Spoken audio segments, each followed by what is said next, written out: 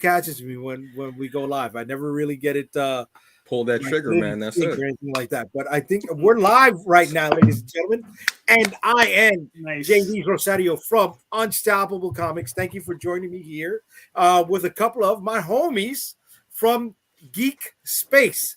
Fellas, why don't you introduce yourself? Starting at the top, Mr. Calderon. My name's JD Calderon. I'm the writer and creator of the Oswald Chronicles and Tall Tales, and I'm independent comics guy. So there you go. Outstanding. I am Antonio Pomares. I am a podcaster, reviewer, shit talker of the most humble respect, obviously. My podcasts are the Hungry Bleak Podcast, Fandom Initiative. You may know me from Stranger the Membrane, and avid collector of teas, mugs, and drinking tea. You have a very nice collection of t-shirt images, you know, with your morning tea mugs. It's a nice theme that's going. Look, right? It's about, and you're not the only person who said it, and I'm starting to think, damn, okay, so I do have a brand. I do have like the synergy thing that I need to start working. I'm like, okay, I didn't realize I was doing it. Thank you very much for noticing. I always appreciate that. And before the pandemic, the other half of the brand was, whatever kicks and sock combo you had going on at the movies, right? But then pandemic happened. You were running that trend for a minute. I wasn't doing it like at home, like while I'm watching HBO Max or whatever. They just putting the movies up there. I'm not like, I'm just gonna sit on my couch. I was like, no. But summertime's coming, so you know what's gonna happen outside. There you go. Comics. Reading outside is beautiful, folks. Do it. It's wonderful. Reading comics outside is beautiful. Fresh air. You don't see a lot of that. I'm out there on my patio drinking, my morning beverage, the tea, and I'm out there reading. I've got whatever great readers going on. It's life, man. It's beautiful. So you're an early morning guy. I have to be because of work. Sometimes for work, I'm up at 2 a.m. So, and, are you an early morning guy? I am. I'm usually up at 3 in the morning. I'm usually going to bed about that time. Damn. Jesus. Dude, the day job has me up at 4 in the morning, right? I'm out the door between 4:30, 4:45. This guy's just going to bed. I'm on my third, maybe fourth planet by that moment, bro. 3 o'clock. I'm on the way home. I'm hitting him up, and he's like, "Oh yeah, I'm making breakfast." 4 a.m. like 4:30. I'm already at work. I'm already doing whatever I'm doing. I'm like, I'm just okay. Nah. So naturally, I'm typically up at 11 a.m. Lies. 11, well, you gotta, 11:30. well, you can lie to us. Just don't lie to yourself, man. Come on. Damn. 11:30. Get out of here. Just I'm up around 11:30. I've called you at 11:30. You're like, because I'm just getting up. It takes me forever to wake up. Jesus. You got to warm up the engine. You know what I mean? Serious. I got to do some push-ups. I got to, take a shower. I got to do all that. Yeah.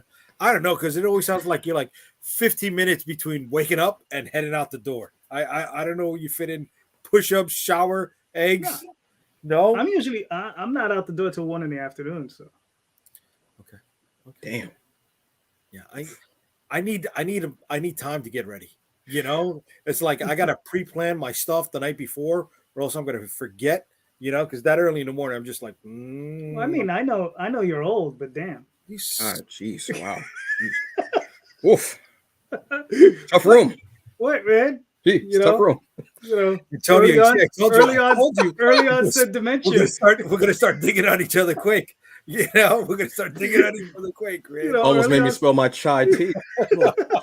Sure. See, you got chai tea. I got something stronger. We're looking at see, the problem is margarita right now. Look right there, Jay. Water. You might want to try it. Yeah, no. That might offset the dementia. You might remember a little bit better. It's my dementia that helps me come up with clever stories. You know what I mean? Come on. Whatever works and helps, man. Listen. Don't start, because from this point on, it just gets meaner and meaner. So the stories will get better and better. I mean, that's it. I don't want to be mean to Antonio, but you brought up Stranger in the Membrane, and I remember how Jeff would start the show and introduce you. And I'm like, Dude. and I almost wanted to, out of nostalgia's sake, introduce you the same way. And I'm glad I did it. Dude, you don't know how many people were like, "Is he?" And I was like, "Yeah, I don't even want to talk about it. I have so many other things on my mind. I don't even want to talk." And he did every episode, and I would look, and I would just go, "All right, whatever." Why'd you bring it? I gotta ask. What? I'm confused. What would this guy say to you? Like, I'm just like, I'm really curious. I'm like, what happened? He would continuously say my last name wrong. Okay. So like anybody who knew me or knew the name, like, and he would put such an emphasis on it, like he was saying it right, but he was completely getting it wrong. So it's Palmares? It is Palmares, yes, but he will say Palmares. Like he had two pronunciations at sometimes, and I would just stand there and I go, all right, whatever. Like I would, but that was before I really like found something in myself, like not to be like self-help or anything, but I was like, no, this isn't it. So when I say my name now, I put some extra sazon, adobo. I put some sofrito on it. Like you're gonna taste all the flavor I've let it marinated for 45 years. You're gonna taste this juicy ass name. You're gonna get it from one of the biggest brothers. He gave one of the flattest deliveries. And he would say it, and I was like, well, because he put more emphasis into the nicknames that he gave us too. Okay. Like he would be like, mine was the magnanimous media magistrate. Okay. So that's where, so he gassed himself because he put all the energy in there. And when he got to my name, he was tired. Gotcha. So you need a breath for that because that's the M squared. That's a lot, man. So I was like, and how long was I there for? Like 2 years? He did that for like every other week. And I would just sit there like, the first person who said something was my cousin. And he's like, "Yo, why does he say your name wrong?" And I was like, I just, all right, yes, whatever. Because I knew that when I got in front of the mic, when I got that live mic, when I got that hot mic, I was going to do what I do. So I wasn't worried about it. So he said my name. I was like, okay, cool, whatever. All right, yeah, fine. It was cool. I wasn't. You guys were like back in the earlier days of streaming, right? Before StreamYard, before Zoom. Mm-hmm. I remember going to the studio that you guys had rented. Yeah. Right. Do you think if you were to do if this platform, right, the Zoom, the StreamYards, and what all the other stuff that's coming out, do you think you guys would still be running Strange in the Membrane today?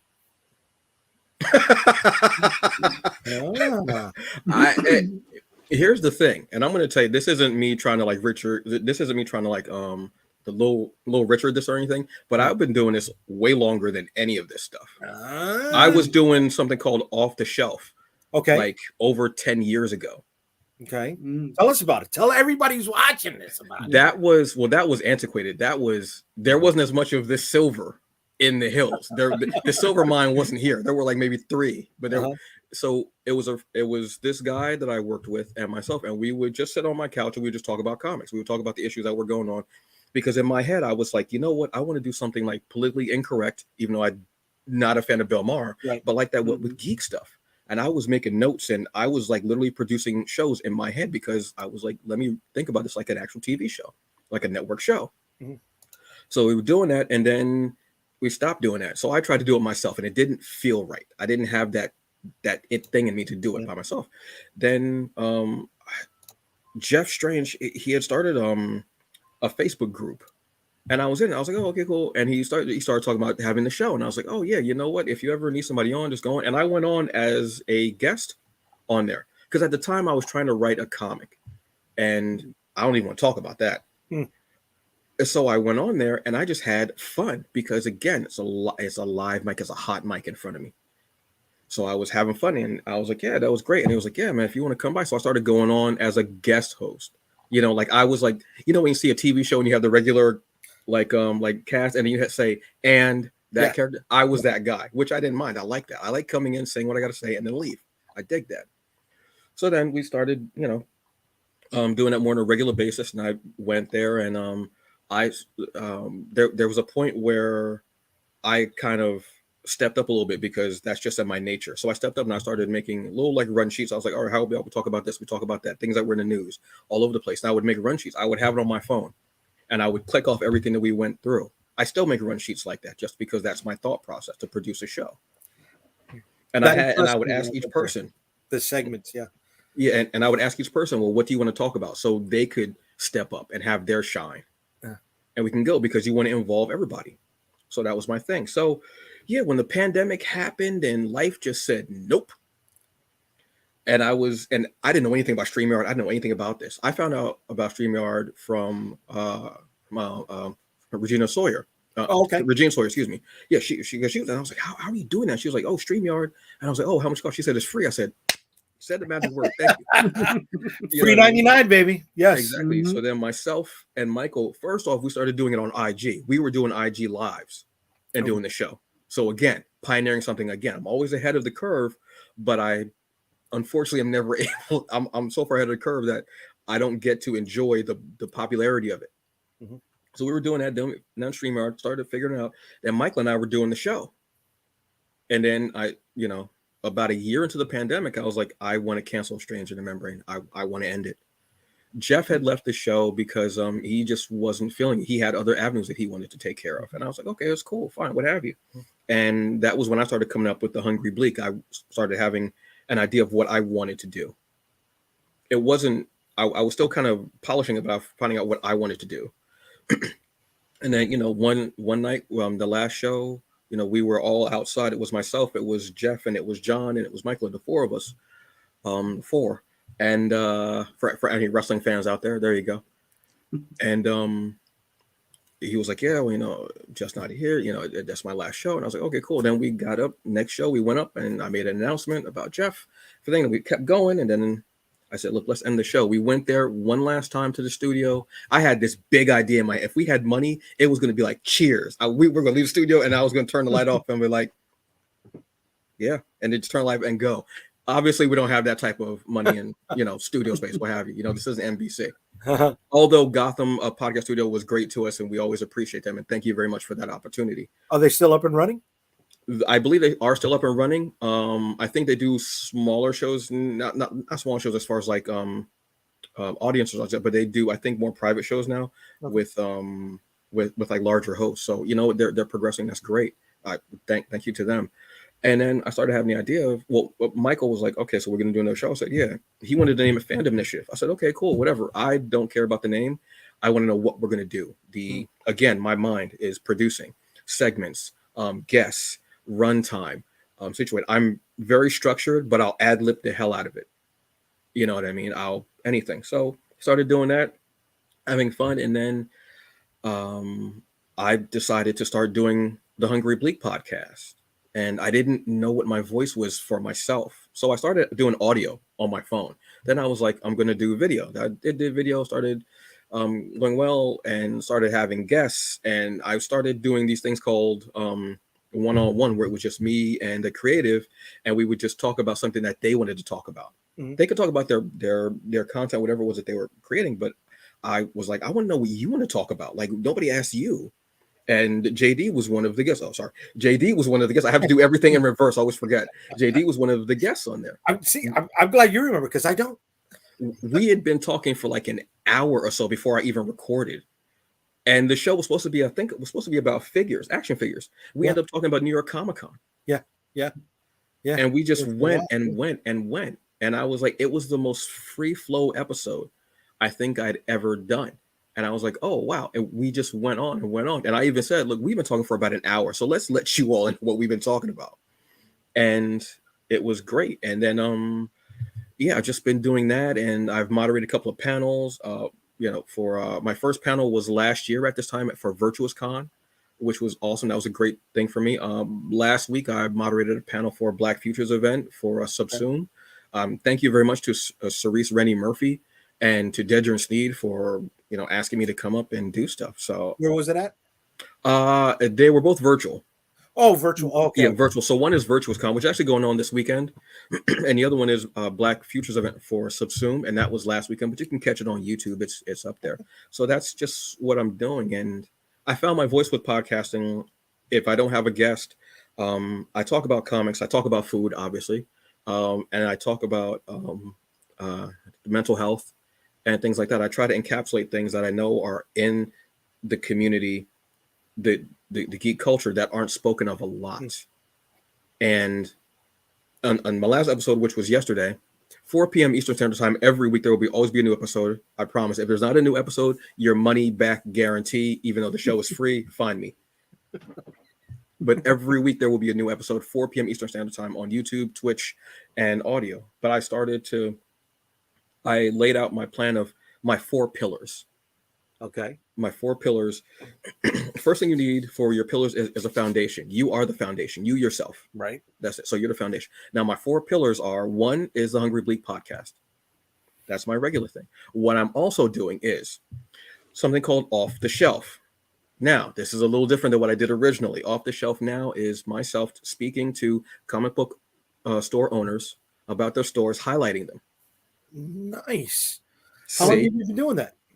Just done. I just had 1 episode. I'm going to do 1 a month to see how it goes. But see, nobody's doing that. Right. So who was the first store owner you spoke to? First store owner I had is Byron Kennedy from Gulf Coast Cosmos Comics in Houston, Texas. Had a great talk with him, talked about his store, the history of it. And he gave me, and I'll always ask about 3 comic book recommendations that they have. And I also asked them, because there's this thing, comic book shops, no matter where they're at, whether it's a big city, small, whatever it is, there are going to be at least 3 places that are really great hole-in-the-wall eateries that you can go to within, I'll say, about 3 blocks. There's always, so I asked them about the place there. He was in Houston, so obviously he's got a plethora of places there. It's Houston, Texas, so he had a lot. My next one is, I'm going to be doing them once a month so far, see how they go. Okay. The next one is going to be on March 15th. It's Demetrius from Anyone Comics, Everyone Comics. He's a good dude, man. He's a great fucking dude. He's one of the best. So yeah. So that's my second pillar. The other 2, I'm not going to say just yet, because I'm always afraid that somebody's going to take what I'm thinking and do it. But I was actually influenced by Guy Fieri and Diners, Drive-Ins, and Dives. That's what influenced that. So, which is, do you want to take it live, dude? Yes, I would love to do that on the road. I would love to do that on the road trip.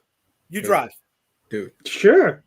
I would problem. I would love to do that live. Like that's why I say there are 4 pillars. There are 4 projects I want to do that I must do that are in my heart. If there's anything on top of that that I get paid for, that's gravy. That's fine. But those 4 things are my pillars: the Hungry Bleak podcast, the Off the Shelf. The other 2 things. Okay. Nice. Take a lot of establishment. Can I point something out real quick? Yeah. Antonio, I found this very, very interesting.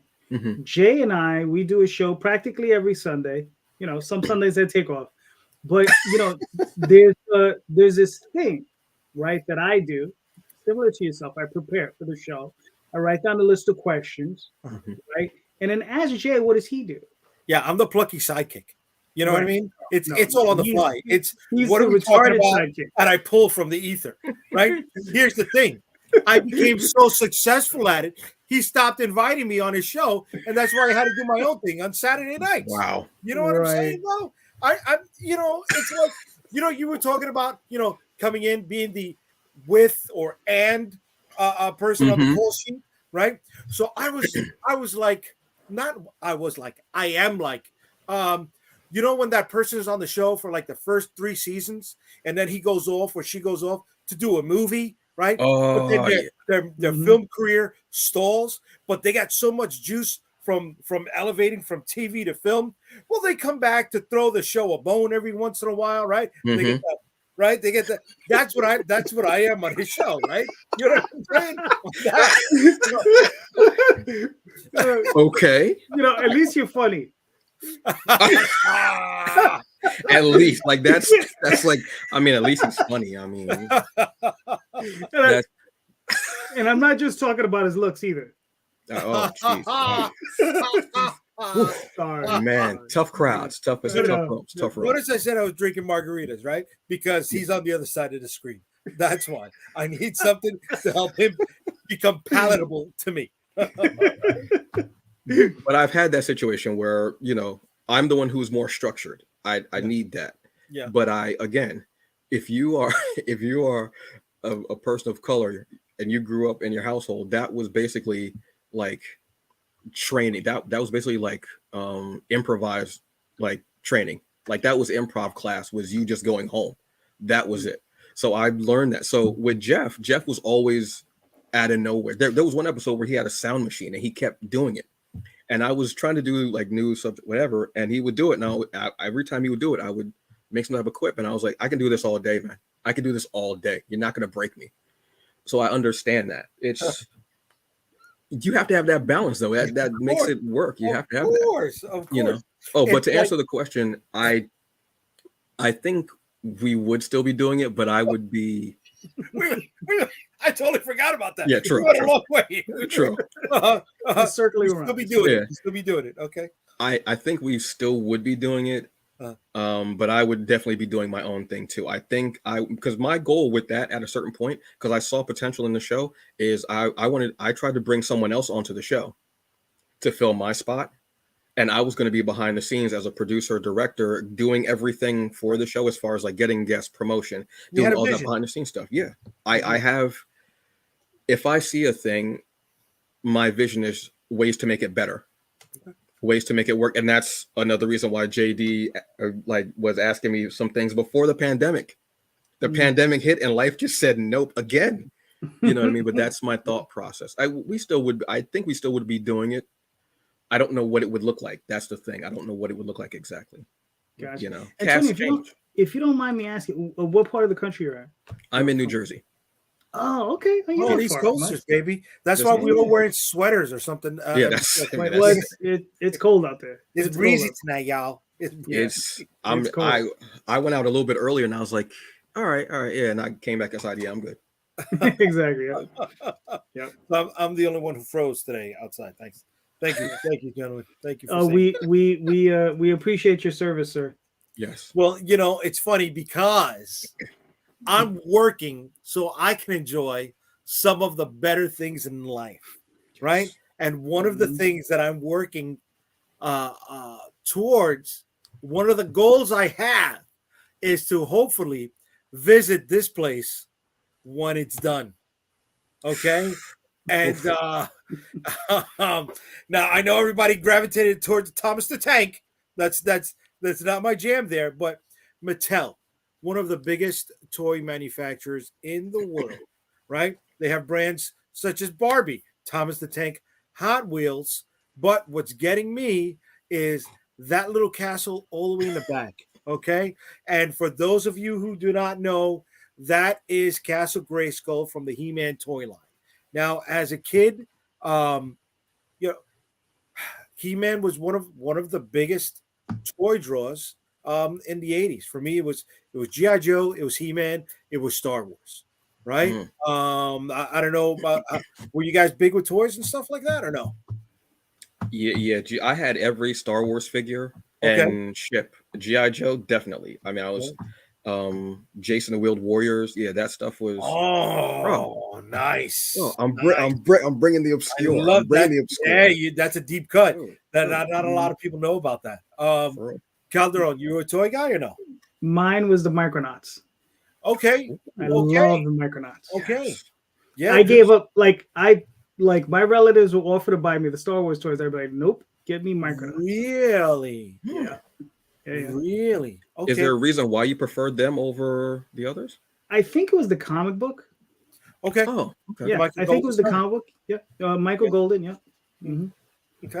Okay. No, dude, like He-Man was my jam as a kid, right? And one of the not my main jam, right? It wasn't the first.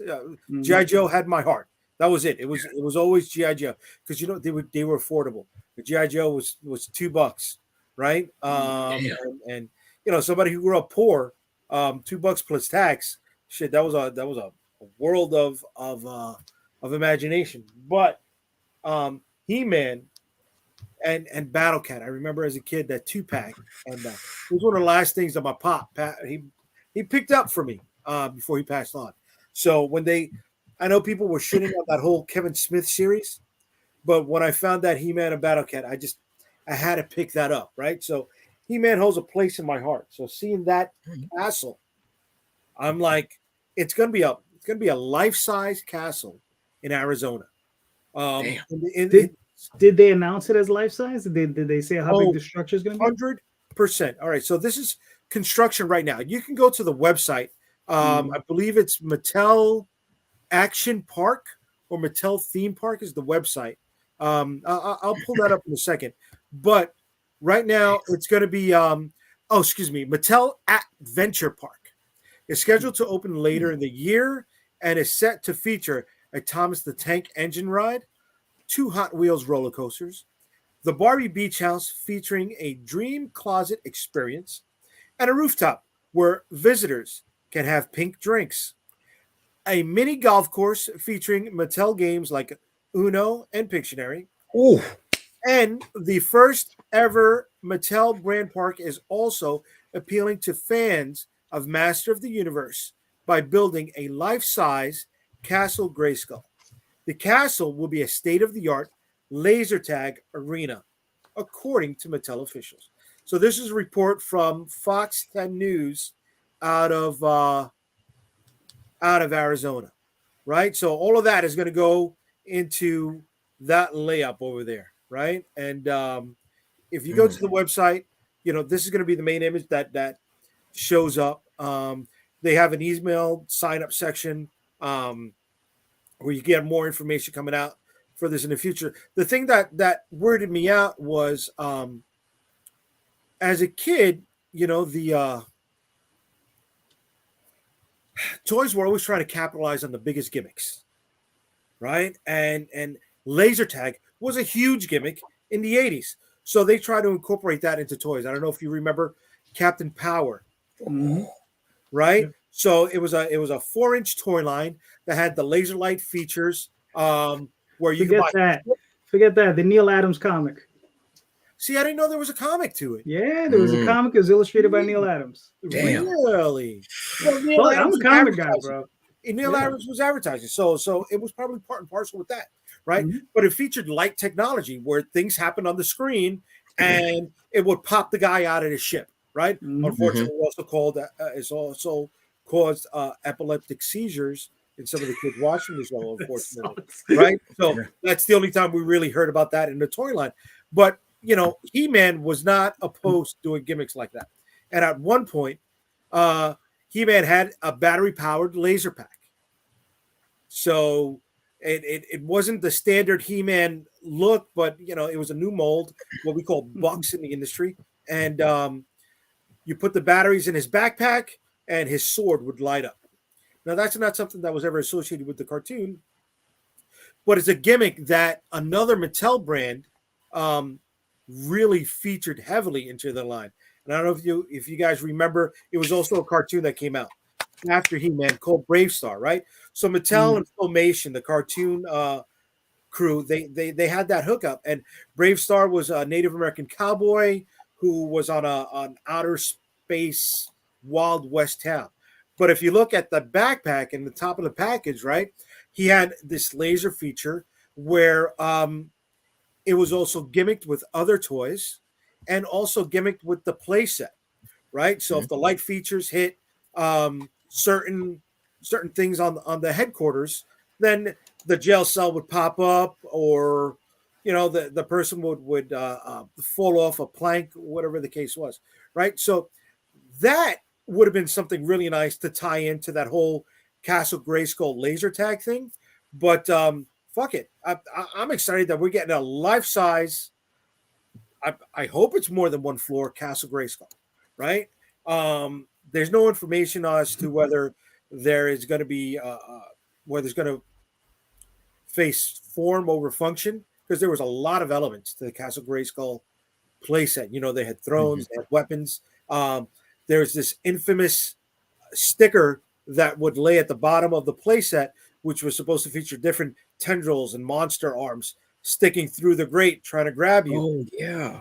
So when Super 7 got the He-Man line, was it Super 7 or was it Matty Toy Collector? So in the early 2000s, when they were rebooting that stuff, they came up with the Castle Grayskull, and they actually made the grate with the arms sticking out. It was an actual prop, not just a sticker. Could something like that be in this place? I would love to do that, right? I mean, I don't want to go for the laser tag. I'll pay the 2 bits to play the laser tag game just so I can explore the whole fucking castle and get shot at by whoever. I really want to go to this. I've never wanted to go to Arizona before, but now I'll go for it. Do you know how far it is from the Grand Canyon? No, it's in Glendale. So anybody who's watching, I don't know how far Glendale is from the Grand Canyon, but don't worry about it. I'll pop it into Google. You drive between Glendale to the Grand Canyon? Yeah, I know someone who will. But I mean, yeah, I'm looking forward to it. It's got me jazzed. I know Calderon, you're a Disney guy, yeah, right? Antonio, I don't know about you, but I know he pops for the theme parks and stuff like that. I got excited when we went on our honeymoon to Hollywood Studios at Disney, and I spent the better part of the day in the Star Wars section, and for me, I was a kid in a candy store, right? So if this little thing gives me that same type of nostalgia, I'm all for it. 9 minutes. It's a 9-minute drive. It's a 9. Well, that's probably 30 minutes, but yeah, it says 9 minutes. Okay, so it's not that far. It's only about 5 miles away. So for people who don't drive, they can Uber it, and they're not going to spend a lot of money, right? There you go. No, but it's funny though. When you first told me about this, I was like, how the hell are they going to do that, bro? It's Arizona, right? It's the desert now because it has 2 speeds, right? It's either super hot, right, or it's cold. Right? Really? Yeah, dude. When I went the last time I went, just before COVID, right? We went in 2019. It was October. It's like 30 degrees. Really?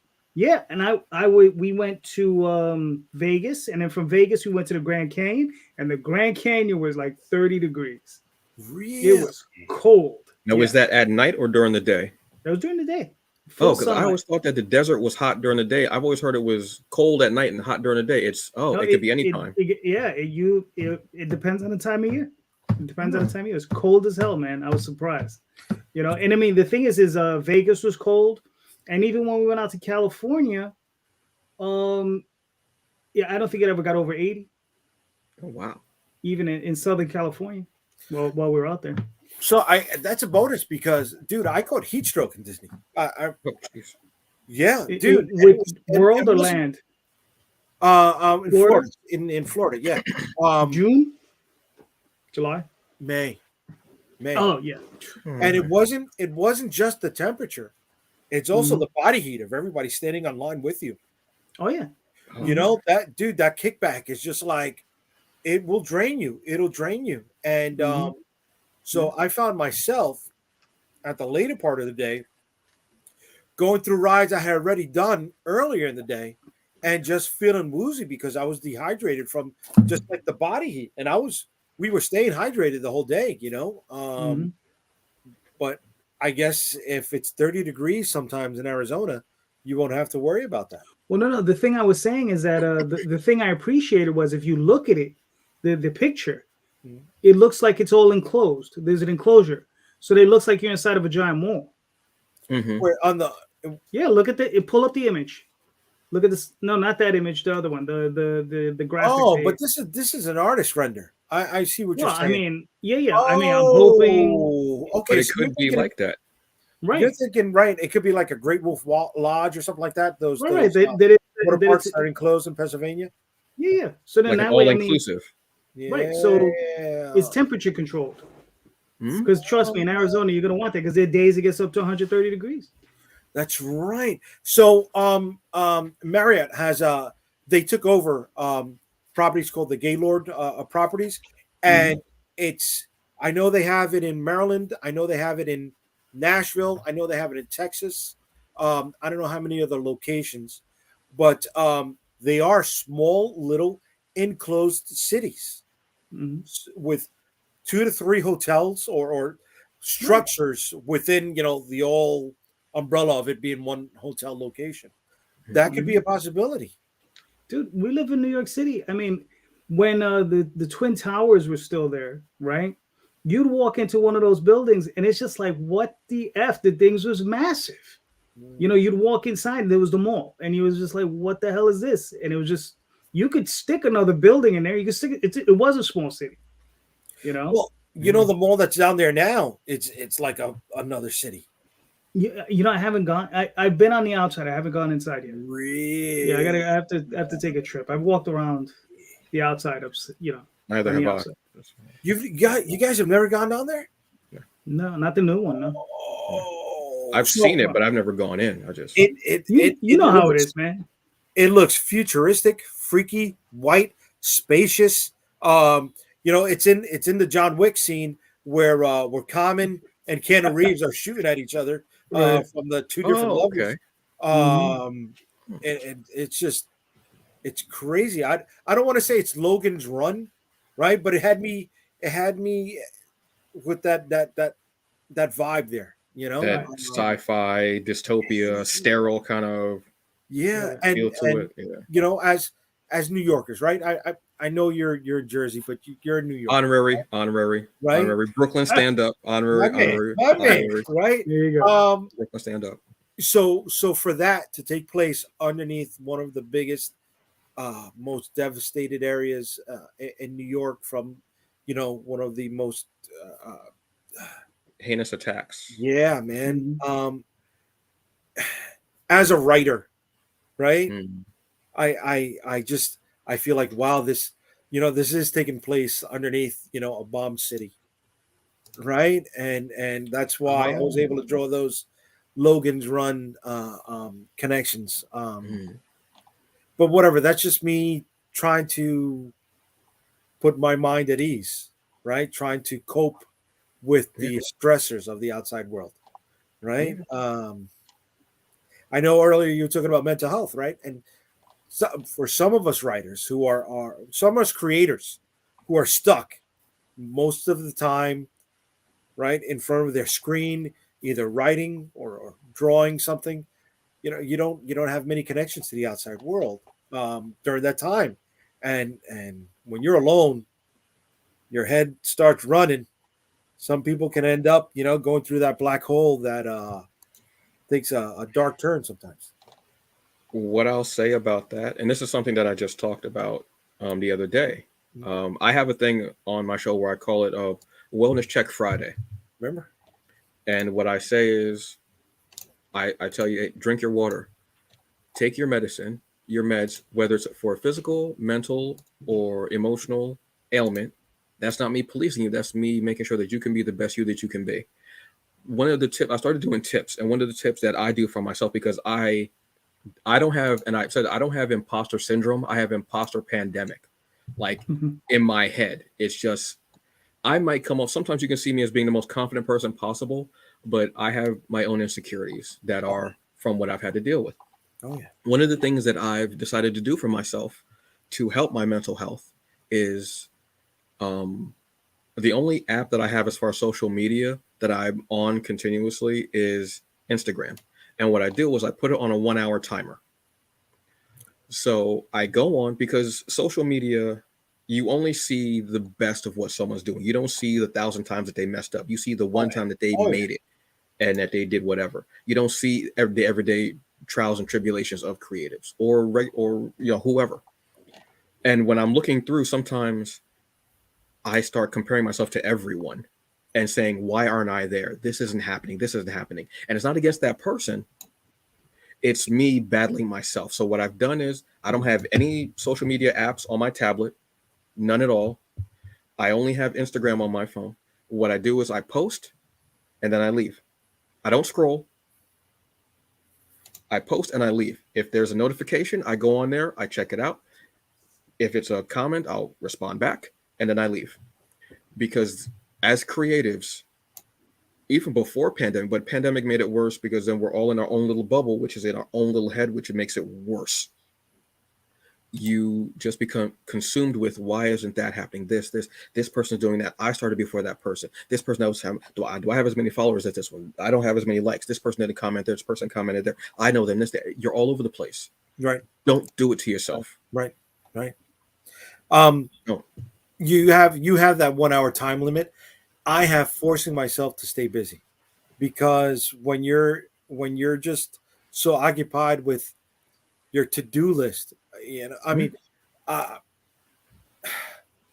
don't want to sound like I'm bigger than I am, right? I'm not trying to put myself up on a pedestal, but I got a lot of shit on my plate, right? Right. So even finding time to do this, it's a lot. You got to carve out the schedule. So just going online to socially post, look at the stuff. It's just, it takes a while. Even the website. You check the Unstoppable Comics website. I'm only updating it when we have new product, and in between campaigns, if that, right? It's because I'm just so occupied with taking care of the books that are coming up, preparing the books. I got to go to, this artist, checking the work that has come back from this artist. That on top of the day job, on top of trying to maintain a healthy marriage. I barely have time to focus on that stuff. And I'm always being told by others who want to see me to succeed, right? Oh, you need to keep posting on this. You need to keep posting on that. I'm like, okay, when I have the time, what I do. Mm-hmm. That's the thing. It's that balance, but I know what I'm going to post. I don't go on my personal anymore, just because, again, the mental health, I didn't. So I made a page just for the podcast and streaming games, such like that. There are certain times when I post. I'll post on Tuesday about new comic books that are coming out. I'll post, I'll do a little commercial thing or whatever about, hey, every Friday, new episode of the Hungry Bleed podcast, 4 p.m. Eastern Standard Time every Friday. Message. Stuff like that. But then I watch your feet as he drops that plug. That's it. But I give myself that hour in case, because I also do a segment for the Zion Network Variety series on Sunday. So I leave it on there. So if it runs over, I can still do my segment and go on. But as far as surfing and everything like that and whatever, I don't have the time personally, because I'm working. I'm a caregiver. I'm trying to have a personal life, which I haven't really cared about doing in years. I do. I'm trying to have a relationship. You know what I mean? So there are things I'm doing. So social media, it's a tool. I don't look at it as entertainment anymore. I don't. It's a tool to use. Yes. And if you do it as entertainment, that's not me faulting you. It's not. Do what you got to do. Do what makes you feel good. But if it's hitting you and your insecurities and making you feel bad, that mental health is more important. Step to the side. But creatives use it because it's a free tool. But we're becoming slaves to it, unfortunately. Yeah. Because it's like, hey, if you post more, we'll show more of your stuff. So then you got to post for the engagement, even though I can't compare with, I can't compete with someone who's 21, who's up here all the time, TikToking and Facebooking and beatboxing and, b-boy, whatever things you're doing. I'm like, do you? That's great.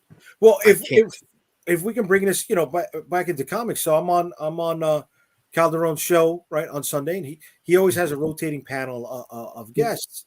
And one of the creators on there was talking about how when scripting is going on, that creator has TweetDeck open, and do you remember this? Vaguely. So I checked it out, right? Mm-hmm. And it's an association Twitter platform where you can set up columns of hashtags you want to follow, what's being updated on your feed, what's being updated on somebody else's feed, and I've checked it out. Right, you're always looking into tools, see what can help you, even if you don't use it. At least you know what it's about. And I'm like, this person has TweetDeck open when they're scripting, when they're editing. How do you get your work done? Because if you're following this hashtag, right, or multiple hashtags in the columns you got set up, you get pinged for everything like that, because this person wants to capitalize on those moments, right? So if a trending topic is associated with the book that this creator is making, that creator wants to capitalize it. Okay, does it pay dividends? I think so. I think that creator hit maybe over 200, 250 backers on their campaign, on the campaign they were talking about. So okay, I get it, but I got too many plates spinning to drop everything I'm doing to focus on a hashtag that got pinged on TweetDeck that I'm following. So like you said, the 21-year-olds, and yes, this creator was younger, right? I don't know how. Yeah, I mean, I know for myself, what I'm writing. That's it. I can listen to music, and that's about it. But I'm writing. Not doing nothing else. It's just writing. It's just thinking and writing. Those are two things you're doing. Like that's it. And Tony, in the morning, it's you outside in the patio, drinking your tea, stuff like that. The morning when the wife is sleeping, right? I'm still getting up, like I'm getting up for the day job, right? And I'm because there are no distractions at all, and I can get things going. Yeah, I totally understand. Even though your wife is an incredible distraction for you, sir. Oh, thank you. So we got. Oh, snap. Guys, I have not been following comments at all today. I'm so sorry. She is watching. She is watching. Okay. Then it works out perfectly. Look at that. Look, you're the best distraction Jay could ever have. Look at that. Wonderful. Outstanding. Guys, welcome, I'm sorry. Let me say what's up to some of the people that have been chatting over here. So the missus, she's in there. She's like, hey, Nelson's saying, "What's up, Jay?" The wife also came back. She saw the Barbie section out there. She wants to go. She can't wait. William, who was one of the winners to the last campaign's one of our special promotions, he said, do you forget to fall down the trap door? So that's one of the. So he's referring to Castle Grayskull. So one of the things was there was a trap door on the second floor, and the guys were able to fall down it. Will they have something like that in Castle Grayskull at the Mattel Adventureland? I don't know. I doubt it. Especially when they have Gen Xers my age. Even if we land on padding. I hurt my foot. Yeah, your foot, dude. I can lay on my ass right on a bed of pillows from the second floor and break my nose. That's where I'm at in my fucking life, right? You know what? I want a job. I want to find a fucking job where they understand I can't come into work today because I picked up my keys. That is a problem. Picking up your keys at a certain age, you're twisting something, you're pulling something. You're like, nah, man, fuck that. I'm staying home. How is it you sleep wrong? At what age is like you bet? Oh, what happened? I don't know, man. I slept wrong. What?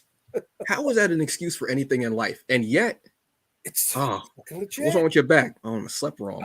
The first time you say it and you hear it, you go, that doesn't sound right. That doesn't make any sense. That sounds like my dog ate my homework. It sounds like a ridiculous excuse for something. But and it's the truth. I slept wrong.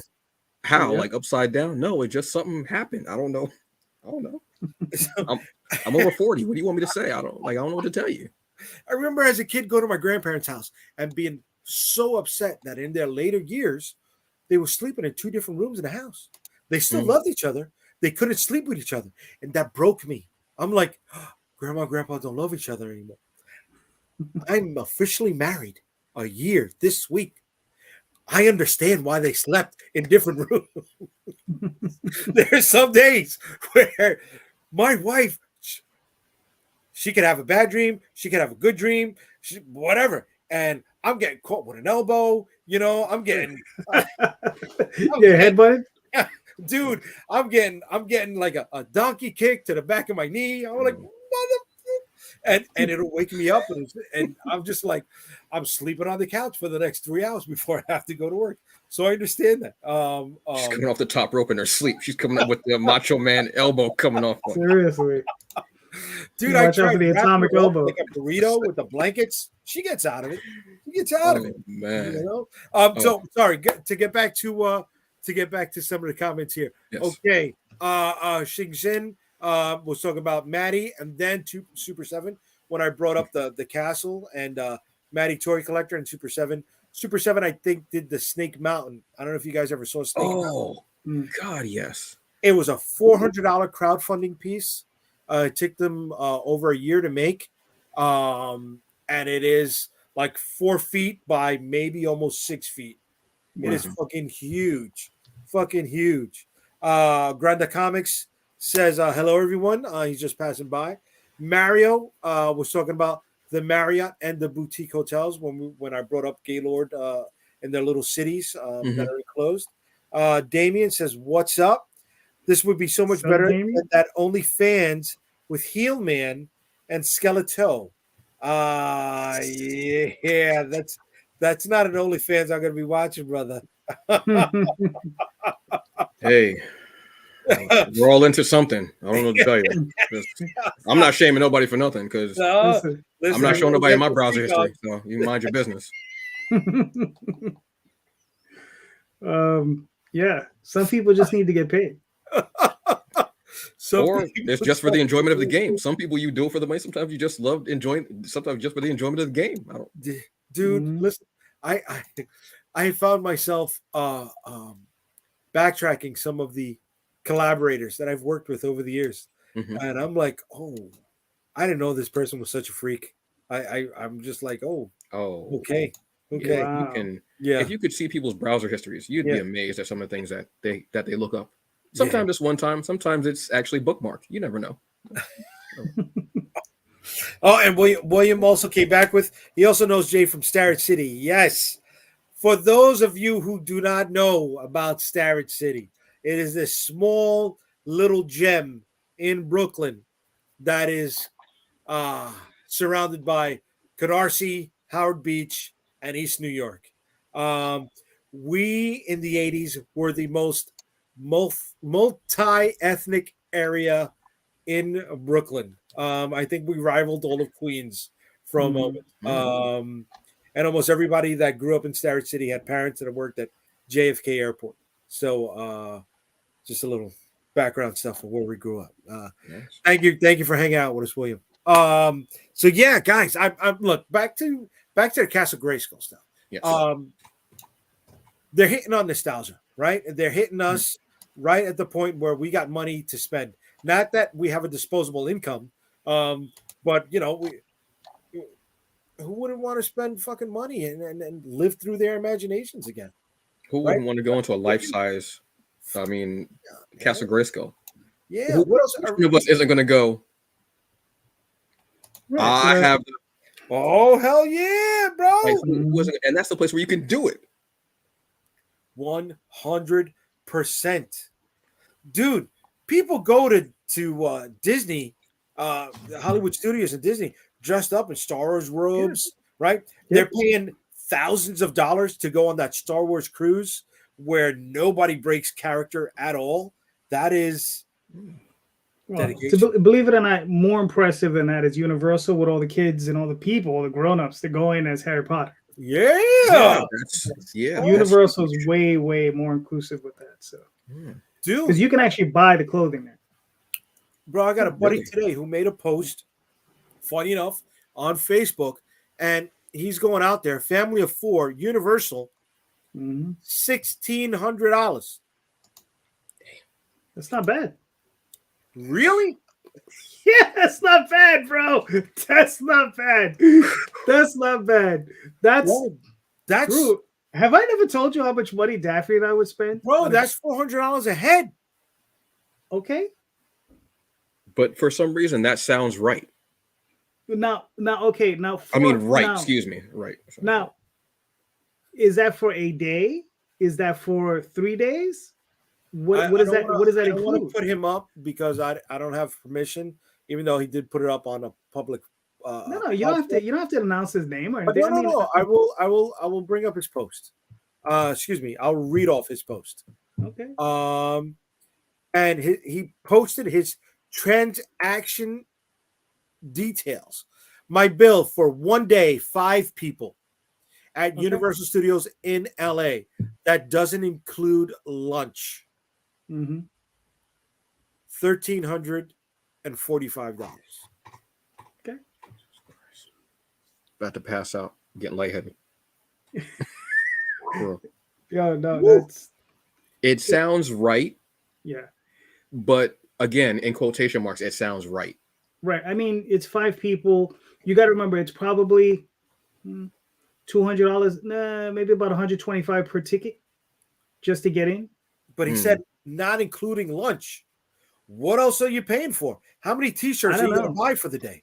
You Yeah, know what yes. I I mean? mean, I don't know what else is included in that because, like I said, Daphne and I we go to Disney World, and bro, 7 days, 3,500. But I get it. You I know, get it. not including airfare, not including food, Right? not No, no. including anything else. I, That's I'm just the with you. hotel and for us to go to the parks.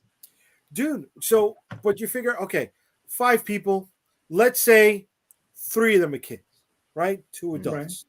All right. Um, you go into the Harry Potter section there. Yeah. So you're buying the robes, you're buying the wands. Are you buying the regular no gimmick wands, or are you gonna buy the wands that open up the secret doors, right? I think Because they only that's sell the secret door ones. real. I don't think they give you I don't think they give you a choice. But they're really nice though. It's like, they're like 50, $60 a pop. No, because I can understand it because going back to Star Wars at Disney, right? There's the build your own lightsaber attraction. Right. Okay, Mm-hmm. that's Yeah. $400, dude. Mm-hmm. 4 bills, Was and it though? you Was still that? gotta wait on the line Yeah. to get in, right? Yeah. And then there's the droid factory where you can build your Right. own droid, right? And that's a couple $100. Mm-hmm. But still, it's dope, man. It's dope. And I remember we're there, and there's a family. They only speak French. They're there on vacation, and the kid is crying, and the dad is talking to the kid. I didn't understand a word of French, but I know exactly what the dad was telling the kid. We can't buy that shit right now. We can't. And the kid is a kid. So I felt bad for the kid, but I understood the dad. I did. Right. I did. You Well, know? you didn't feel so bad for the kid that you whipped out $400 to get to go buy. Hey, yo. We spent money on our tickets. It's not my kid. I mean, No, I got you. I was like, I'm just saying. We spent I money don't for our speak French tickets. either. Just And $40 for a hot dog.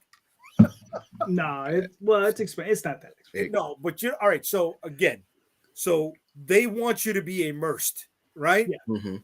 So And let me we tell you went though, here's the thing though. Universal is by far the better priced than Disney World. Like you get more for your. I feel you get a bigger bang for your buck at Universal. okay, listen, I'm with you because so we go to the bar, right? We go to the Star Wars Cantina. Okay, that's the first thing we did, right? We ordered their chip and dip set, right? This much, right? A little bowl this big of veggie chips, but named something else. Give it a Star Wars alien name, right? Mhm. With a garlic mustard dip, Mhm. $15. Okay, I could buy 3 bags of veggie chips for $15 here, right? But then, so we go to the lunch, and it's gimmicked up, right? It looks like a big bantha is being roasted, and you see the droids cooking the bantha. Haha, cute. Okay, but now you go to fucking order the food, and all the fucking food is listed in alien language, and I'm like, okay, that looks like a chicken pita, and that looks like a sausage. So let me get that, and let me get that. They had a drink that I thought was a tequila sunrise, but they called it something else. Uh, so between that and the Coke that looks like a thermal detonator that you can't, right? It's just the ball. It's a fucking Christmas tree ornament with a different plastic pug on, right? That's $8. And, yeah, it was 40. Did you have the blue milk or the orange? I had the blue milk with the tequila because my feet were killing me and I didn't have any leave. And that was the closest thing that was going to help me soothe my feet for that day. Oh, okay. Yeah. There you go. But that actually sounds right. But what would they have as far as to immerse you into, let's say, Grayskull and what have you, what do you think they would have? I don't know. Yeah, Because it's the it'll be whole park, interesting to right? see. Right. I hope it's not just the facade, right? Mhm. Just the thing. Here's the thermal detonator. I'm sorry, right? There you go. Oh, That's Guy okay. it. put this up, all right? So this is the $8 Sprite at Star Wars Land in Disney. Okay, there you go, baby. Mhm. But Um, again, it makes sense because you can take it with you, and so it's like a souvenir as yeah, well yeah, as Yeah. the yeah. No, beverage. So I got you. Put this in your yeah, pocket, Papa. Put this in your pocket. Okay, and they either think you got elephantitis or you're checking out their daughter too hard. Okay, you don't want to put this in your pocket, right? Yes, So sir. then you got to carry it, right? So now you carry it. So they'll sell you Chewbacca's bandolier to carry it, right? Mhm. And that's another 40-50 bucks. Yeah. But they get you because I'm a fucking moron and only you want that stuff. Listen, Um, you pay all that money to go into the world's most expensive shopping mall. yeah, Yeah. yeah. And occasionally you get on a ride. That's And what if it they is. do that with Castle Grayskull, I'll spend the same amount of money like a Right. moron. But what I would hope they would do with it, like if they're going to start with Grayskull, since it's like Mattel and they're going to have the other things, I would love if at a certain point they would have like Snake Mountain, that they would have a Brave Star. I know Brave Star wasn't as big of Right. a property, unfortunately, but think of what that could do, and possibly get someone to maybe even reboot that series on Netflix or whatever streaming service, and bring that together. There's a lot of opportunities here, not just for the park, but to expand on that as well, because Mattel's got, I mean, imagine bumper cars modeled after Hot Wheels, Yeah, that'd be funny. and you Dude, could have it be mini golf. seasonal and such like that. The mini golf with themed holes based on different games that they've produced. Yeah, I'm with that. that I'm would be with wonderful. that. I'm totally I mean, with that. they could have you like, they could have for Barbie, they could have to immerse it could like build a Barbie, Mhm. Yeah. dress them how you want, name them, Oh, yeah. kind of like, again, you partnership with Build-A-Bear. You're welcome, Mattel. Partnership with Build-A-Bear, and it could be that similar thing. They're No, you could do American Girl, or you yeah, could do the Barbie definitely version could. of American Girl. But Yeah. see, they also mentioned, rooftop to sell pink drinks. Yes, That's where everybody's going to go and rest, and that's where the Mhm. moms are going to be looking at the kids running around. Yeah. All right, having their adult beverages. Yeah. It's funny because now that I see how close it is to the Grand Grand Canyon, Mhm. is you could tell that it's just something like people are gonna go to Grand Canyon and then they're gonna go there. Like Why they not? might spend a couple days, a couple hours there and then go to the Grand Canyon. Yeah. Dude. And then maybe after the Grand Tourism? Canyon. Hell go yeah. there. Yeah, because it's Hell right there. yeah. I mean, because you're like, well, we're here. Let's go to the other one too. It's only Right. 30 minutes away. So either whichever one they're starting with, yeah, it's going to be there. I'm very interested in this. I'm very interested in the laser tag aspect of it as well. Like, wait, was laser tag itself a Mattel property? I don't remember. Because I'm trying to remember if laser tag itself was a Mattel property, because I don't that think was so. I don't think so. because I know that had a cartoon as well, an animated It series. did one series, one season. Yeah. One season. But the growth potential for this, especially in Arizona, I don't know what's in Arizona just to say like, but I know there's a lot of space. I'm guessing. I don't know. The Grand Canyon. I mean, That's what's in Arizona. you know what I That's mean? about it. Like they have great tea, from what I understand. So you can No, it was Tiger Electronics. So Okay. the little mini handheld video games. No, okay. Oh, really? Yeah. Hmm. Damn. Tiger Electronics. Those things were I ridiculous. thought it was Coleco, but Oh, yeah, there was that, and there was what was the competitor to laser tag? oh, That they had the Power Rangers style live action series. yeah. Oh my god.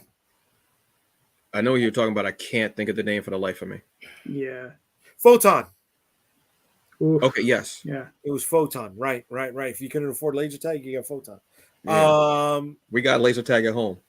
No, we don't. Liar. We don't. We got Photon. We got laser tag at home. You know what the laser tag was? The remote control and the TV. That was laser Bet. tag. Baby. That was it. Bet.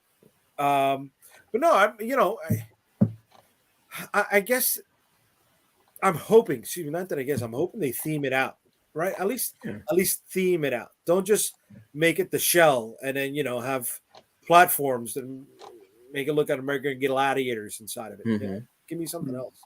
I think they could have, if they build it, a good size, what have you, they can have the trapdoor in there, make it like a slide with like maybe like a ball pit or something at the bottom where you can, just be careful. They got to have like a sign of it's at your own risk.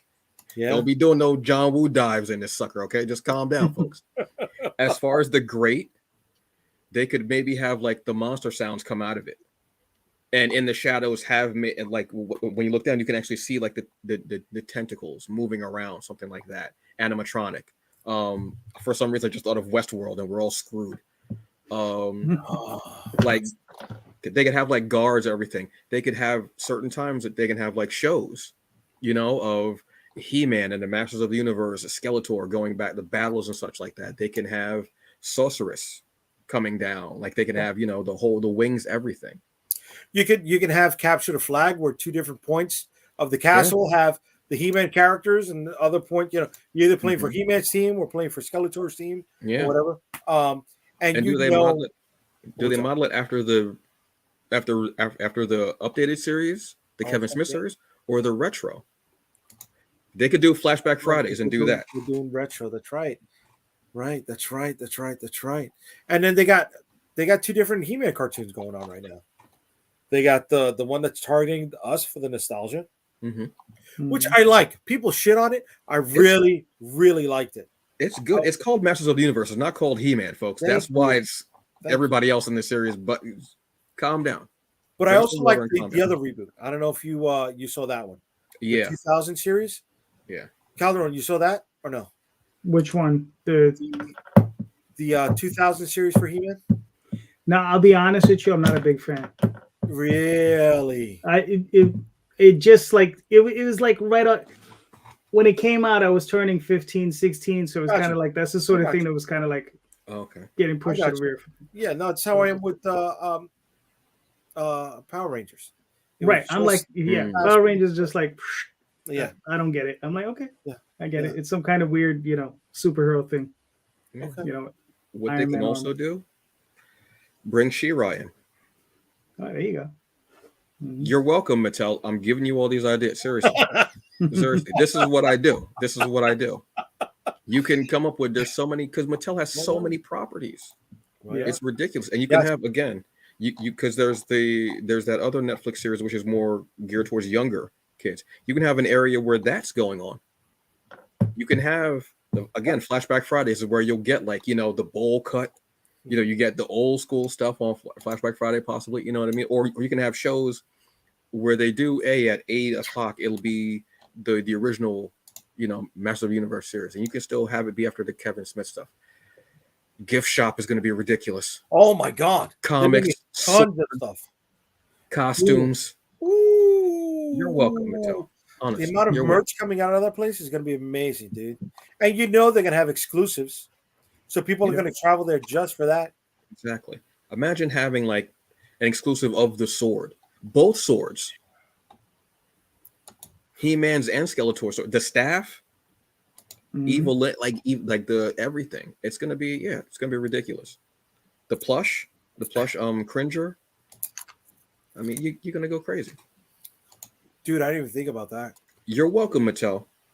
The plush of Cringer and of Orko. Oh yeah. That's instant, and it's going to bring in some of the younger kids, and they're going to watch the series on there as well. But it's for obviously the ones who were there for the original series, and we're going to be like, oh my God, you remember this, remember that? They could even put it on Blu-ray if it's big enough. Hey, we've got the Blu-rays here. We've got X, Y, and Z. You can get it. See, the thing about He-Man, I did enjoy the movie though. Oh no. Dolph Lundgren comes in every so often as a guest. Yes. Unfortunately, Frank Langella cannot. Yeah, Frank Langella, he's the one that made the movie. Yeah, he says that's one of my favorite movies ever. He was convinced to do it by his son. Yeah. But the movie was shit. It was garbage. It was straight hot garbage. At the time, we weren't getting anything, so that was it. I ate it up. At the time, I was like, look, that music key, sure. That makes sense. Yep. The same little person who does every other little person movie, because he had that voice. Um, no, it was. She-Ra was supposed to be in that movie. Really? You never saw the Netflix documentary on it? No. Oh, is that the toys that made us? That No, there's documentary? another one. I love the toys that made us also. Don't get me wrong. Mm-hmm. But there's a documentary about, I'm not sure if it's about the He-Man movie or He-Man overall. And it's about an hour and a half, hour and 40 minutes. And when they start talking about the movie, they're showing that there was supposed to be not an after credits, but an opening scene of She-Ra defending Castle Grayskull. Oh. Yeah. So there are the not production photos, the conceptual images. Oh, okay. Yes, and the conceptual images of the different costume designs, the characters that didn't make it, stuff like that. It's funny the characters that did make it in there and the ones that they didn't put in. That's funny. Dude, I mean, and it's I think it was Carlco. No, Canon, Golden Globus. The Israeli cousins, right? Do you remember Cyborg? Yeah. With Van Damme? Mm-hmm. Okay, so you know the backstory behind Cyborg, right? No. So Cyborg was filmed on a set that was supposed to be for Spider-Man and mixed with elements of either a Ninja Turtles movie, but definitely the He-Man movie. Because the sword guy from the He-Man movie, that chainmail armor, right, shirt, whatever it is also the same shirt that is being worn by the guy Van Damme fights. Yeah. Oh, wow. Yeah, dude. I did not know. So they reused so many different things. Or it was supposed to be the sequel of He-Man. I don't remember. They explained it in the movie, and I'm not doing it justice. But there is a connection to the He-Man stuff beyond just the gear that the guy was wearing. Oh, wow, that's awesome. You know what's funny? You talk about like that was one of the first movies to do an after credit scene that I can think of. Cyborg? No, Masters of the Universe. Really? Oh, when he came back up out of the when he comes out of like the pit and he raises his head. Right. Yeah, that was one of the first ones. I think that I'm trying to think of other movies that did it, but that was like, and nobody knew about those back then. Like you left the theater, like it wasn't like it is now where you sit there like, no, I'm waiting, I'm not leaving. Well, we're programmed for it now. Yeah, like even if it isn't an MCU or DC movie, you sit there and wait. You're like, nope, might be somebody might do something. Not going anywhere. Oh, I got one for you. You want an idea? Here's where you go. Because Frank Langella, all he has to do is put on a mask. Doesn't matter how old he is. You have him film the intro into the actual Castle Grayskull. He died. Frank Langella died? I want to say yes, he died.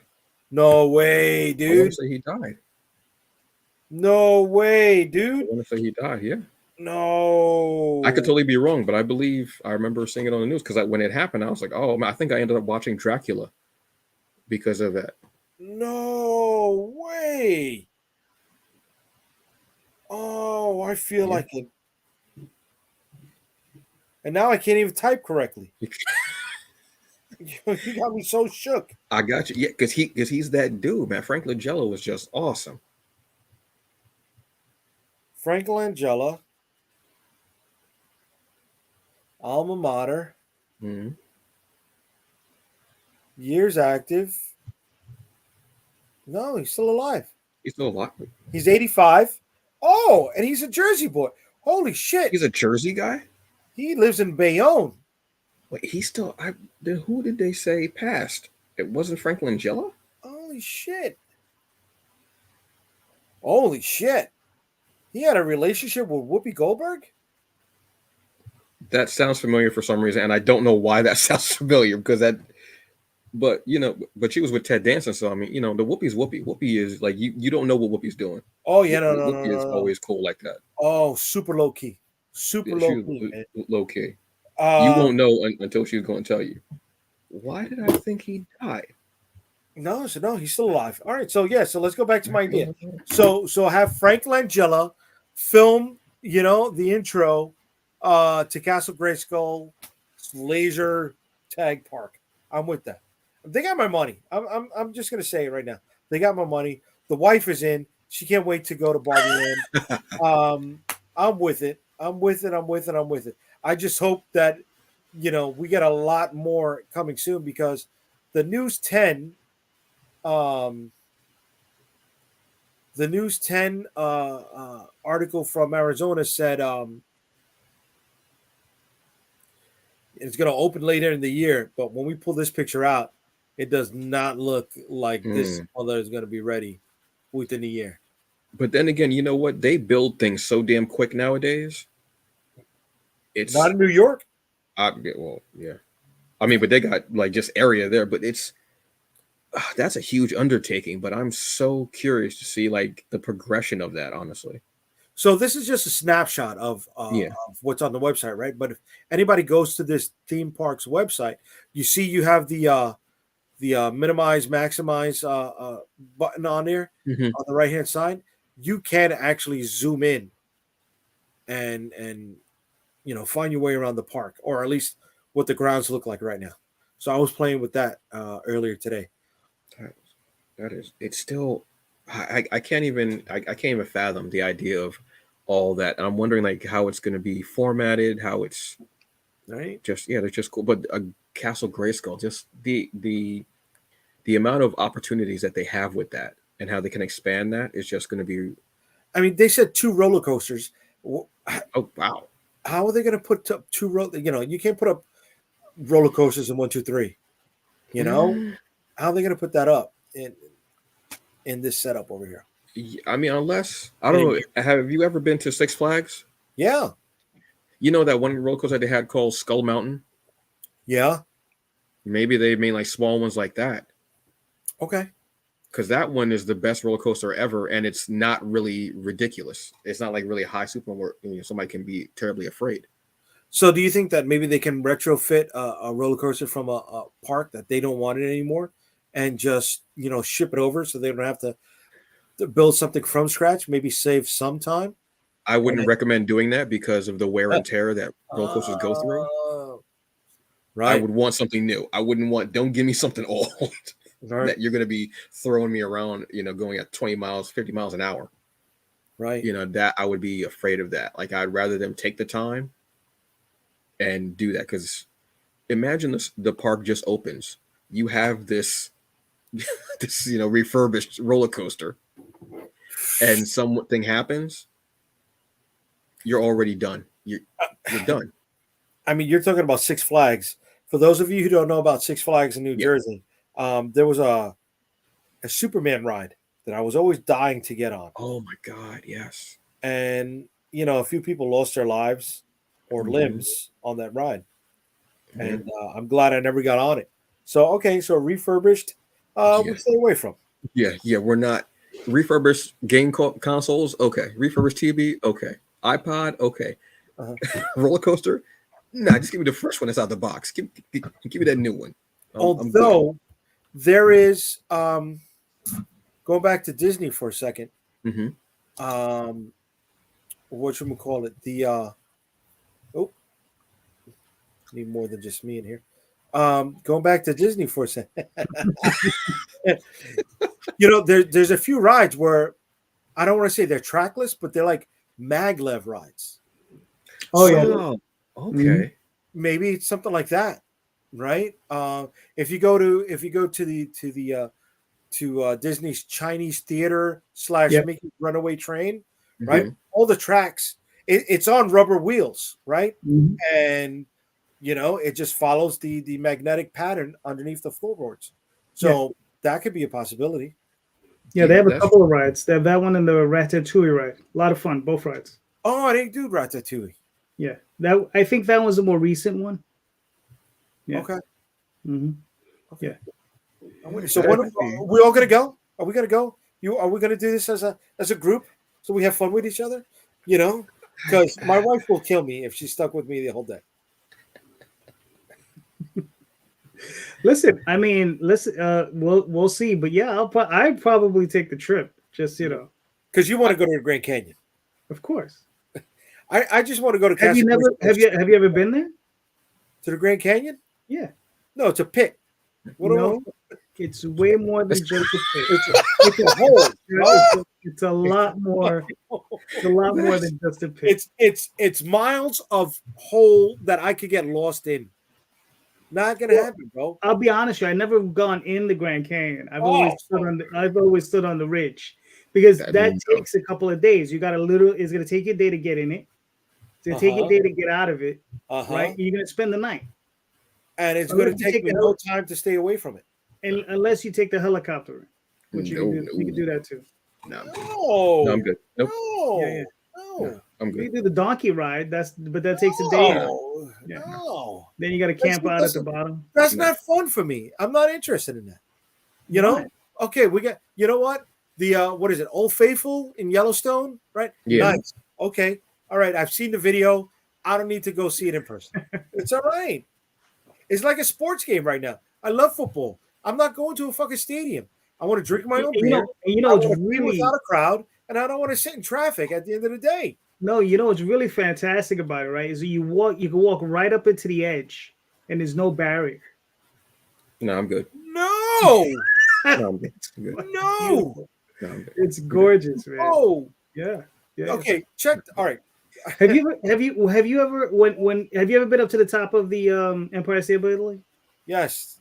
No. Okay. And have you ever been to the top of and like when you get up there, right? You look down, right? You see the cars; they're all tiny, right? Yeah, and vertigo sets in. Okay, it's not that big a deal. But have you ever been to the F train in Red Hook, where it's a platform that's like 6 stories tall, and you feel the platform swaying? Yeah. Fuck that! I don't want to get off on that fucking platform. So, looking down into the Grand Canyon, it's kind of like that. Okay. Except you're looking down at a river, and you can look down and there are birds literally flying below you. It's incredible. It's a beautiful sight. Okay, I'm good. I'm getting. No. Yeah. Dude, no, I'm good. I get nervous at those fucking webbo heads that they see a pool of water that has the bottomless pit, and they go and they start to float in it. You've seen that shit? Mm-hmm. Yeah. Fuck out of here with that. Yeah. I'm good. Because at some point, have you been to Vegas? And you're gonna drop. Have you been to Vegas? Yeah, I've been to Vegas. Did you go? Have you been in the stratosphere? Yes. You go to the top? I went to the top. I didn't do the roller coaster on the outside because it was closed that day. So we did the reverse free fall, right? Where it shoots you to the top of the needle. Yeah. Right. I did that. I did the bungee jumping behind Circus. Yeah. Look, I'm not saying I do stupid shit, but it was also fun. You know what I'm saying? I don't want to fucking hike. You don't have to hike. Do you get off? It's a walking thing. I don't want to, dude.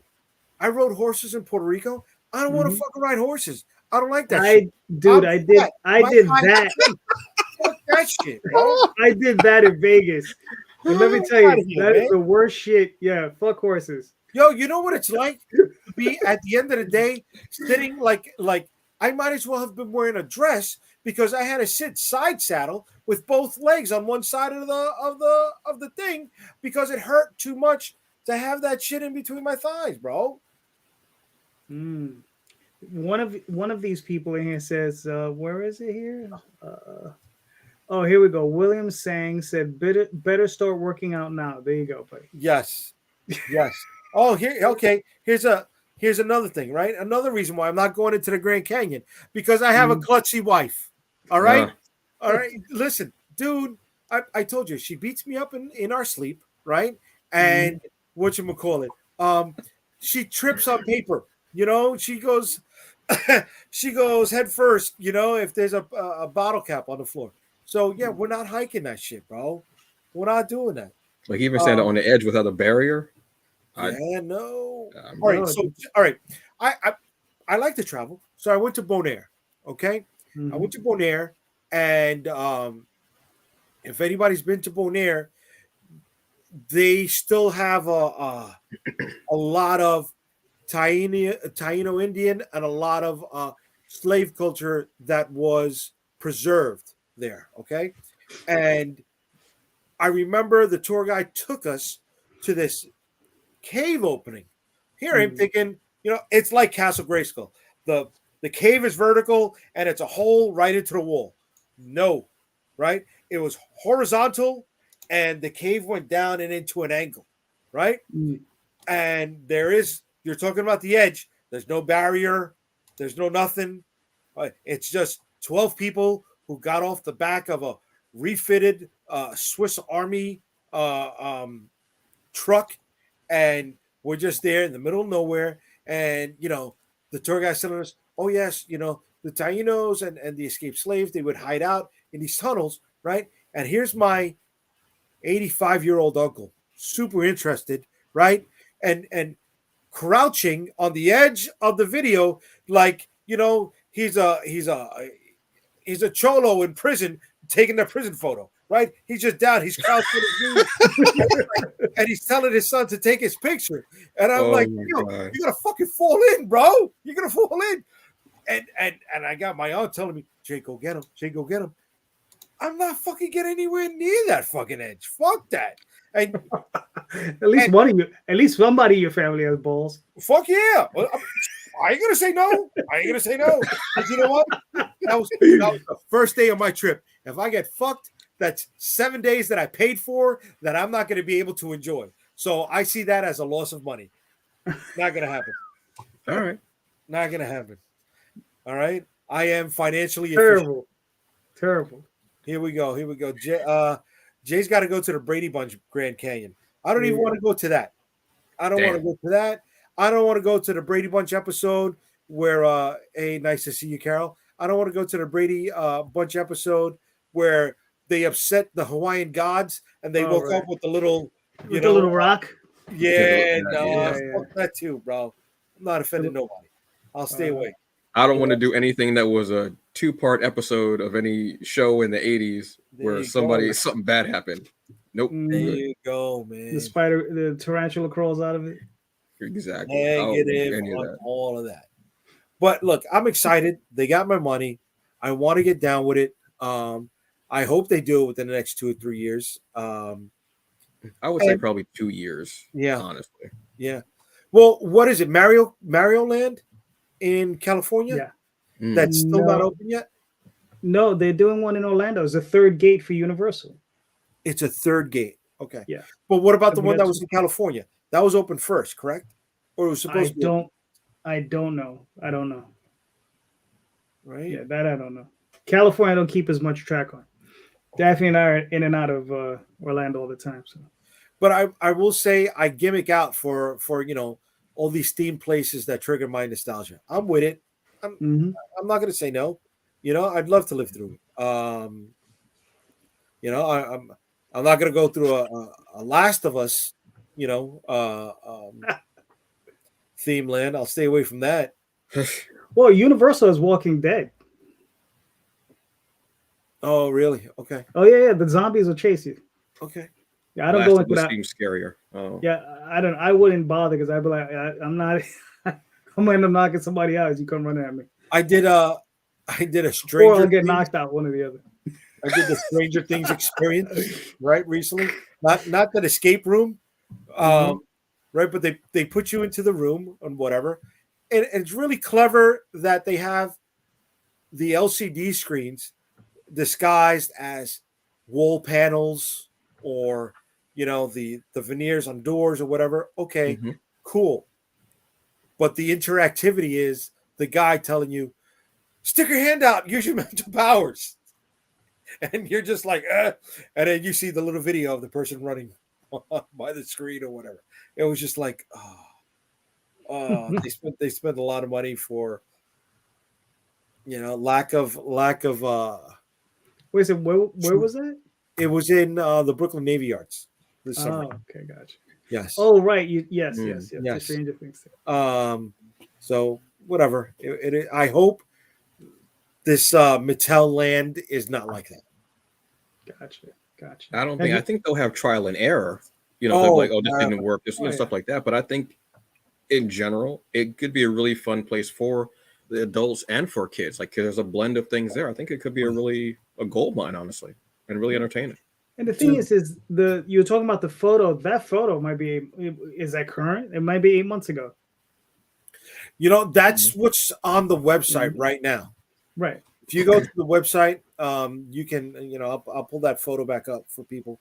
So this is the photo of the construction site over there. If anybody is jumping in late, this is what's going on right now at Mattel's Adventureland.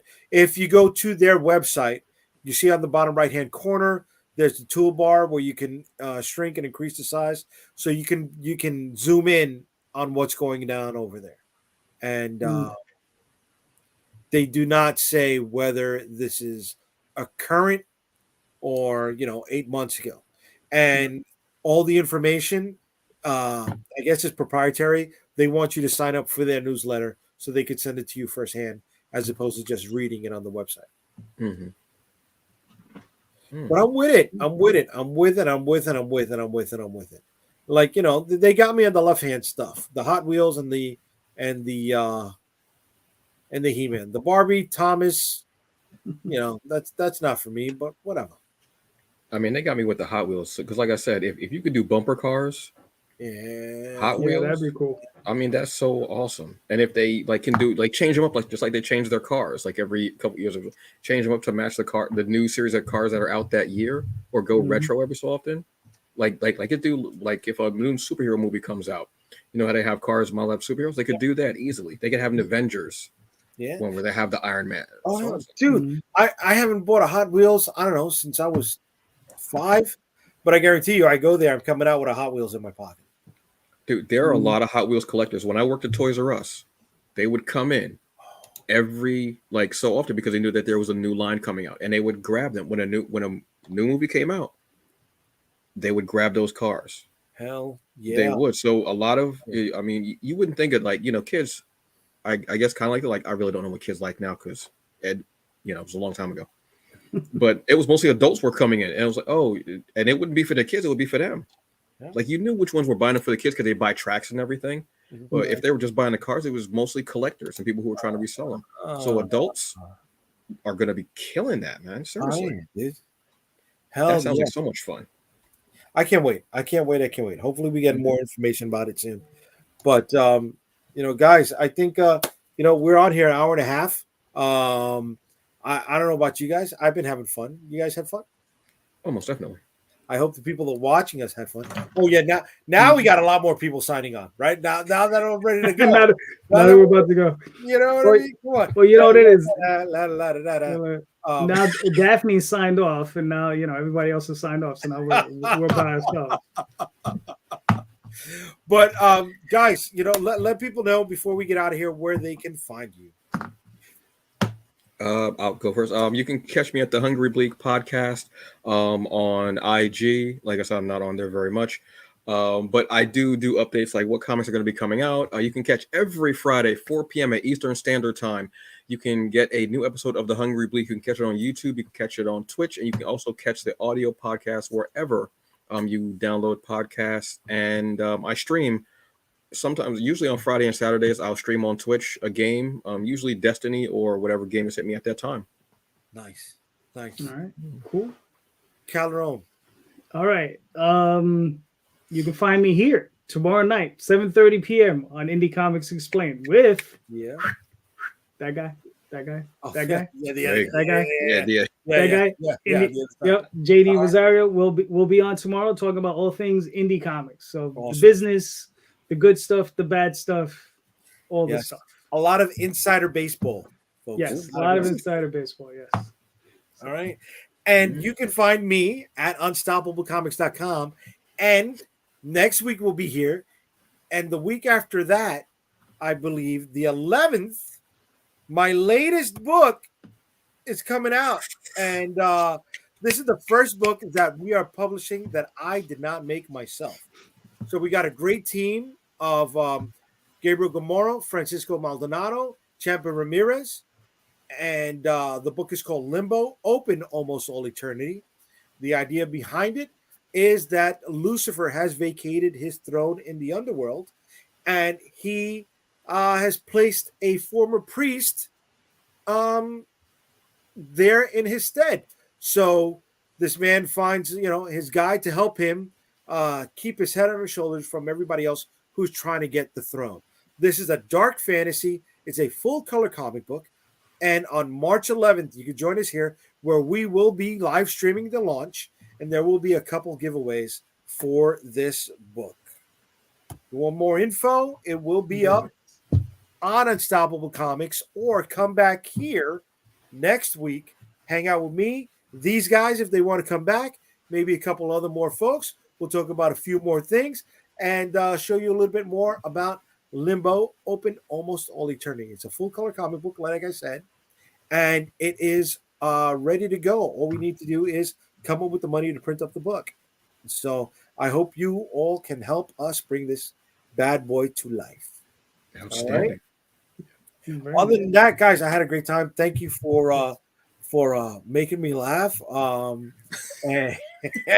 exploring these new ideas. Hopefully, this Castle Grayskull in this part of the park becomes the most visited attraction. All right. Good night, everybody. You're welcome, Mattel. You're welcome. Peace. I'm